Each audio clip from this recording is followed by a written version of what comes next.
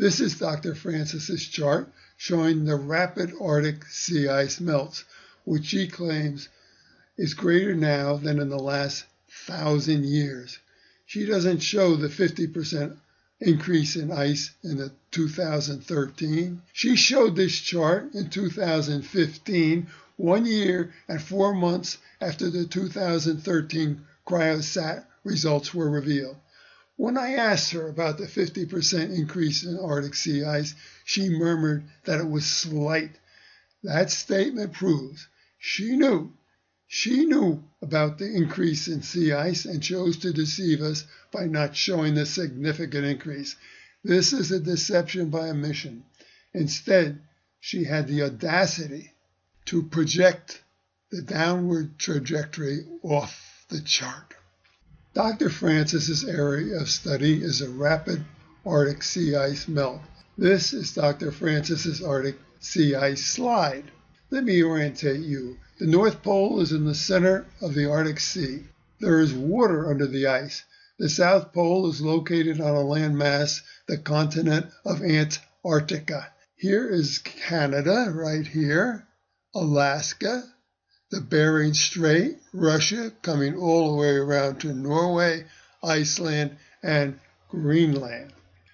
You can see the first photo was in 1980, after a period of great cold, when you would expect maximum ice cover. And the second photo was taken in 2012, showing the maximum ice melt that was available. She said 1/2 of the Arctic Sea ice melted in this short period. If so, where is the sea ice rise at the Jersey Shore? Where is the flooding of Miami and South Florida, of which Al Gore historically warned us of 25 years ago? The Arctic Sea is such a small area of the Earth, and so much of the ice is already melted. One has to wonder if there would be any discernible rise in ocean levels if the Arctic Sea ice melted completely. She doesn't show the 2013 50% increase in Arctic sea ice. It would be difficult to conceive of a logical reason for the discrepancy, which would conform to the warmest narrative. Dr. Broccoli showed a similar slide. The reasons Professor Broccoli and Francis showed 2012 data in 2015 is that the 2013 Arctic ice photo showed a dramatic 50% in Arctic ice in 1 year. These satellite photos were taken with a new technology called cryosat. Using sonar technology where the depth as well as the extent of the ice can be determined, giving us the total volume of the ice. In the 2012 photo, there is a lot of open water below the gradients, which show the thin ice in blue, thicker ice in green, and the thickest ice in yellow and red.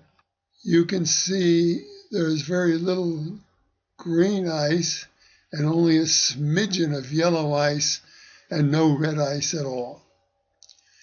In the 2013 photo, you see a great expansion and there's very little open water. The green area has increased significantly, showing deeper ice.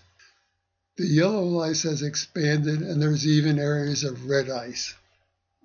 How could we have more ice when there is more human-produced carbon dioxide than ever before? If you and I are the guilty party with our SUV cars and our fossil fuels, how could the Earth be colder? The 2013 cryosat photo destroys the validity of Dr. Francis's study on the rapidly melting Arctic sea ice. Arctic sea ice rebounds in 2013. Now we see why Dr. Francis picked 2012 to the end of her slide. This was a year in which the Arctic sea ice melt was at its maximum.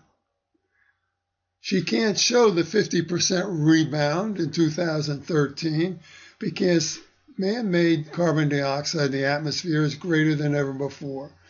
If carbon dioxide is a cause of global warming, there should be less sea ice now than ever before.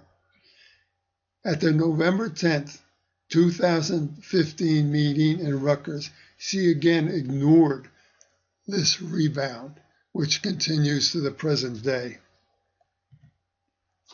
Antarctica sea ice is increasing. I suggest you do nothing until you feel secure enough to speak out. Go about getting educated, and in your spare time, go to lectures by skeptics or watch them online.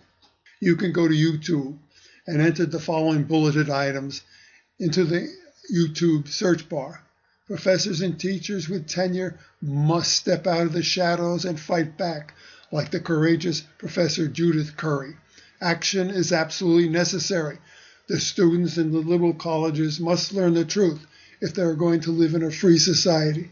Change theory is the greatest hoax ever perpetrated on Americans and the world. The climate change proponents at Rutgers and universities throughout the country live the good life on government grants, speaking fees, and trips around the country and the world, all paid for by students and taxpayers. The government has spent many billions of dollars on climate change. They want to spend trillions. We are faced with an incredible dilemma in which the government is willing to impoverish its citizens based on the bogus theory of climate change. Thank you for watching this video.